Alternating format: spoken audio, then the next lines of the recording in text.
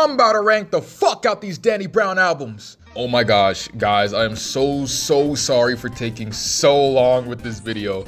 I've just been so busy with work, school, having a girlfriend, working out. Yo, just some real nigga shit, you know? But anyways, I'm back and I'm ready to give you this motherfucking Danny Brown album ranking. Let's fucking go.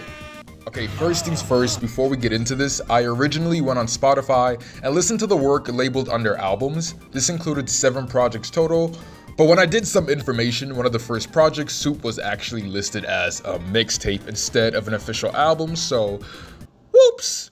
I still enjoyed it though, so even if I'm only going to rank his official albums, just know that I gave it a 5 out of 10, about an average score on the official Pretty Kitty Preppy ranking list. So yeah, take that as you will. Also, I'm not counting Scaring the Hoes, seeing as that's just a joint collaboration between Peggy and Danny. Remember, I'm only doing official studio albums. So, without a further ado, shout out Astro Finesse the GOAT. Let's get balls deep into this bad boy. Yo, also, I'm like away from my room, away from my dorm. I'm in a weird place right now, so like the audio in this video is gonna sound like shit. I am so sorry. Please bear with me. Daddy's gonna fix it soon. Also, sorry if I've been out of it online lately. It's just, your boy's heartbroken as fuck, man. I think I'm gonna kill him. At number 6, we got Old, Danny's third studio album released back in 2013. And personally, it sounds like a 2013 album. What do I mean by this? Split into 2 sides, each disc does a phenomenal job in giving us 2 pretty similar yet completely different sounding experiences. There were a lot of electronic, dubsteppy sounds to be found on side B. It had this very high energy, wild for the night, club-like ring to it. Tracks like Smokin' and Drinking, Dubstep, and Kush Coma being the most 2013 things you'll hear in a minute. And while a lot of the production off of here sorta did rub me the wrong way, at least it was easier to maintain my attention than it was with side A. Don't get me wrong, I really enjoyed tracks like The Return, 25 Bucks, and Somewhat Wonder Bread. The almost abstract industrial sound Danny managed to hone in is often second to none. And a track like Dope Fiend stands as one of the highlights of this album, perfectly blending together lyrical prowess with creativity in its production. But the way this album came together for the most part failed to really maintain my own interest, especially after listening to the rest of Danny's discography. The sounds he tries to attain on here was done much better and much stronger on, for example, Hybrid or even the later Triple X. And I can't overlook the absolute stinkers on here like Lonely and Handstand. Ugh. Now, could I see myself coming back to this album anytime soon in the future? Possibly. The features were exceptional on here. Freddie Gibbs, a pre-2017 A$AP Rocky, Absol, Schoolboy motherfucking Q. Listen, if you're planning on listening to anything off of here, anything, listen to the tracks with the features on them. You will not be disappointed, trust. Overall, it's an average project, and I can see if this is a personal favorite for others out there. It just really isn't my cup of tea. Still feeling a nice 5 out of 10. At number 5, we have Danny's most recent studio album, Quantara. This was a weird one to me, and not because it was bad. Coming off of the momentum Scaring the Hoes gave him, I was surprised to see that Danny was planning on dropping another album only a couple of months after Scaring the Hoes. While it's incredibly hard to predict what any Danny Brown project would sound like, I feel as if Quantara played it safe, and that's in no way, shape, or form a bad thing. The album sat at around 34 minutes long, 11 tracks each, and honestly for me, it was one of the easier Danny Brown albums to get into, and I feel as if that was his move now that he's securing an even bigger fan base off of the success Scaring the Hoes presented. And while Quantara in many ways felt like a watered down product of Danny's usual output, I still find myself low-key enjoying the many songs to be found on here. For starters, I love the intro track, Quantara. It gave off this very Wild West cowboy-like feel, sonically similar to, you know what I'm saying, Danny's previous solo album. And it kind of sounded like Danny was pretty exhausted. Like, I feel like we got an exhausted Danny Brown here, who just entices us with these very solemn lyrics. The album takes a quick turn though, with the noisy, chaotic, and disjointed Tantor. Not really a fan for how repetitive this song feels or drags on, but tracks like Ain't My Concern and Dark Sword Angel really scratch that ick in the back of my mind only Danny himself can seem to reach. In fact, Ain't My Concern to me sounded like it could perfectly blend in with Atrocity Exhibition, about 2 projects back from this one. Overall, this album was a nice listen to.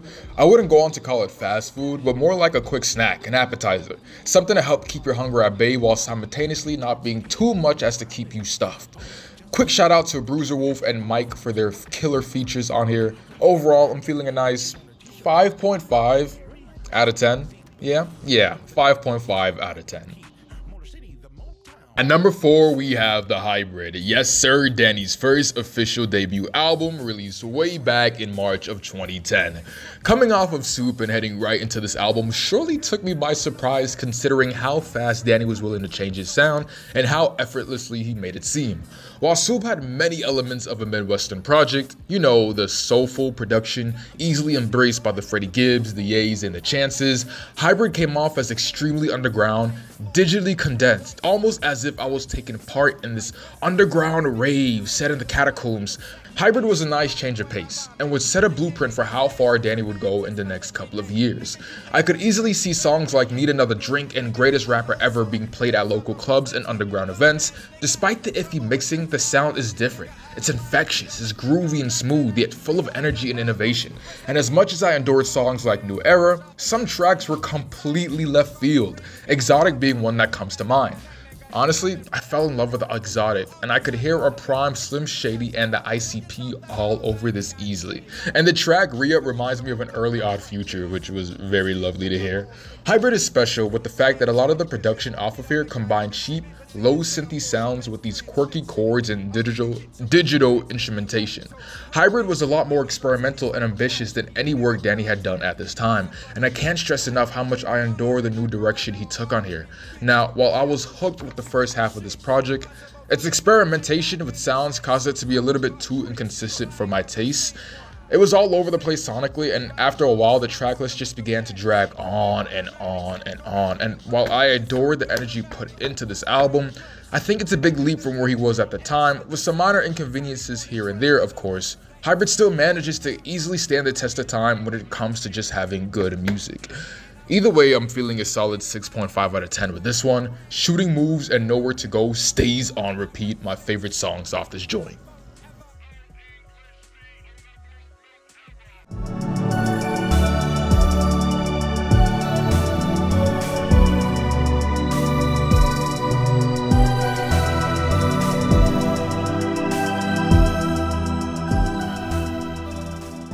So we're about to enter the big 3 ranking, but I just want to state how glad I am that I took so long in making this video. I've had a lot of time to think about this and I was super confused with myself when making this video for the first time, so hear me out. At number 3 we have Atrocity Exhibition. Look, y'all know I don't do any prior research before making these videos. I trust my ear and let the music speak for itself, fuck the public opinion. Even then, I still know how critically acclaimed Atrocity stands, but fuck it. Here's what I honestly thought about Atrocity Exhibition. No influence, no biases, just my pure thoughts, as I do with every other song, but whatever. Atrocity Exhibition started off pretty slow to me, with a bit of reverb over these minimalist tracks. Their first 3 songs kind of just felt empty, spacious, and void-like. Like, they're not bad, but they aren't interesting either. It wasn't until Really though where I'd finally enter the true heart of this album. You see this track list? These songs right here? Yeah, I think these 5 tracks are some of the best performances Danny gives us in his entire career. Really though ramps things up with these heavy kicks, vintage snares, and ethereal bells. Danny gives us this crazed performance accompanied by top-notch features who bring their all to the project. Memorable verses are shared from the likes of Ab-Soul. Kendrick gives us a catchy hook and spazzes out on this part, but Earl, fuck. Yo, Earl is living proof that top-notch lyricism isn't just about how technical, how spiritual, lyrical you are, bro. It's about how impactful you can be, how memorable and witty your lines are. Then after that, we dive into Lost, where Danny just spews lyrical vomit over these cut audio clips of nostalgia and memories. The sample used here was eerie, jarring to listen to. The woman's voice is almost haunting, and the jazzy instrumental audio makes me feel as if a dead jazz band or artist from the 20s has come to give us a quick performance from the afterlife. Chills, but nothing could have prevented me from hearing Ain't It Funny, arguably Danny's best song in his entire career, Hell on Earth, with Danny's cartoonish cadence maxed out at pure insanity. My ears are held captive on this roller coaster ride to Hades, visual images of drug abuse, pain, and trauma flashing around me like a light show. Motherfucker, I didn't even have time to catch myself as the ride crashes me down straight to gold dust. Distortion, craze, and energy sprinkled around me, forcing my subconscious to dance in a frenzy. And when the ride finally comes to a halt, we wake up into the dreamlike days of White Lines. Woo boy! My personal favorite Danny Brown song of all time. Ugh, that song is just so nasty, so gross, so low and fucking dirty. I love it. I love all of it. White Lines feels so discombobulated. It's a nightmare to listen to, and I love every second of it. Unfortunately, after all that glazing, we hit Pneumonia, and I feel like the album loses all the momentum it was doing so well at building. That shit is hot ass. Dance in the Water, it doesn't do anything for me, but it is fun to listen to. From the Ground is just alright. I mean, I appreciate the sample usage, but it doesn't excite me. It doesn't get my pickle hard, bruh. My pickle isn't raging as it should be. The song When It Rained helped this album come back to form just for a little bit, but with the exception of the track Get High, nothing else on this album did anything for me at all.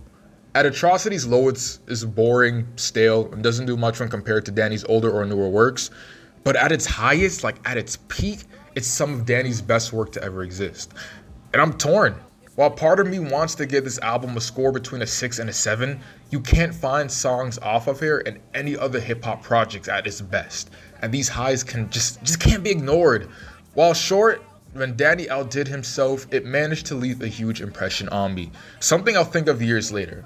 Overall, I'm feeling an honest 7 out of 10 with this one. It's a pretty good album. Great album, actually. With Black Ink, I Murder White Lines is crazy. Number 2 gives us Triple X. Yo, Danny was going crazy with some of these tracks here, my boy. I love the opening Triple X. It sounds like something taken straight out of Super Metroid, like the start of a grand adventure. The second track, Die Like a Rockstar, another personal favorite for me, has Danny giving off this irregular flow over these hellish, grimy, and yucky synths. It really gives off this grit-like feeling, similar to something out of Doom 93. The chorus is so infectious, dirty, and digital, something truly sinister that I wish the rest of this album was able to encapsulate.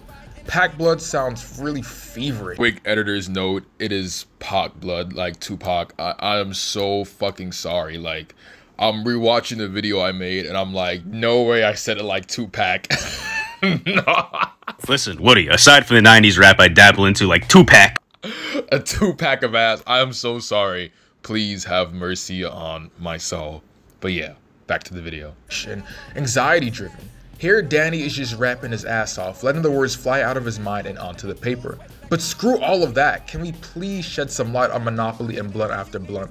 Those tracks, including Outer Space and Admiral Adderall, have some of Danny's strongest lyrical performances to fucking date. Like, I always knew he was a talented rapper, but damn, bro, he needs to chill. On Triple X, Danny really allows himself to lyrically indulge in pleasures over these outwardly sci-fi-like beats. It's kind of like Danny was having a studio sessions and UFO ships, passing that Zaza to Martian the fucking Manhunter, popping a fucking Perk 30 with fucking ET, summoning an alien pussy or some shit like that. I really appreciated Triple X for how consistent it was in delivering to me quality. While I wasn't too fond over tracks like Party All the Time, I still appreciate the album for not only delivering to us something unique, but memorable in terms of approach as well as delivery. Again, the album can drag on for some time, but it was still a pretty solid and consistent listen through, and for that I appreciate it very much. And a lot of the songs on Triple X I find myself revisiting way more than any other Danny Brown project or album I've listened to.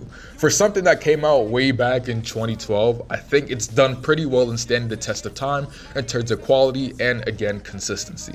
For this, I'm feeling an easy 7.5 out of 10 for this one.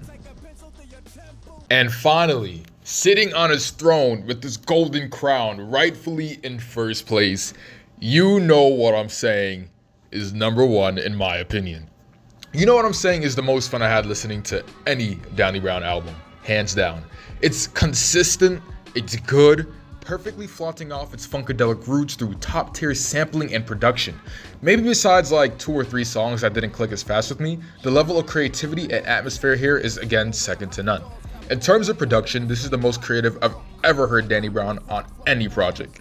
Samples here are utilized to their utmost being. Flipped, reverbed, dragged out, and chopped. Belly of the Beast, 3 Tears, and theme song come to mind. Then there are the standalone tracks. The range of feeling they give based up on instrumental changes is super fun to listen to. I love the cowboyish feeling change-up shows. It's automatically a lot softer and nicer than previous works. Bass lines are also heavily emphasized on here. Theme song, for example, is so plucky, melodic, and beautiful. And we see that a lot of this album has Danny go back to the soul roots he first started when listening to his earlier mixtapes, as well as Midwestern projects in total. This album feels refined, it brims with experience, and best of all, sonically, it has Danny written all over it. And I cannot tell you how much I fucking adore Dirty Laundry. I honestly think this is Danny's best work, and it's astonishing to see how far he's come. Overall, I'm feeling an easy 8 out of 10 for this one. You know what I'm saying is a really good fucking album, and I would recommend it to anybody trying to get into Danny Brown for the first time. So thank you guys so much for watching this video. Sorry again, it took so long, bruh. I don't know, bruh. I don't know. But yeah, thank you so much. Thank you so much for all the new subs y'all given me. Yo, depending on how big my channel gets in the future, I actually might redo these ranking videos because, like, recently I started to rewatch some of my videos and I am appalled by some of the scores some of these albums got. Like, yo, what the fuck? So in the future, I might have to redo some videos, but we're not even focusing on that right now. Just thank you guys so much for watching. I hope you guys enjoyed it. There's so much more I have in store, so much more I have to do, so much more I want to do because YouTube has been my passion since forever.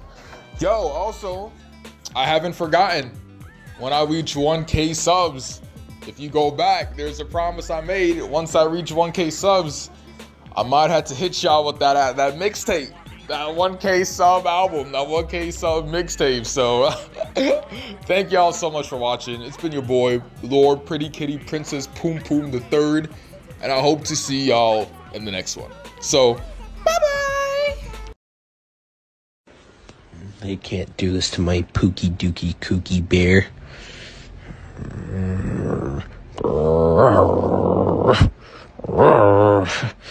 I can't control the beast, honey. I'll go talk to them for you. This can't stand.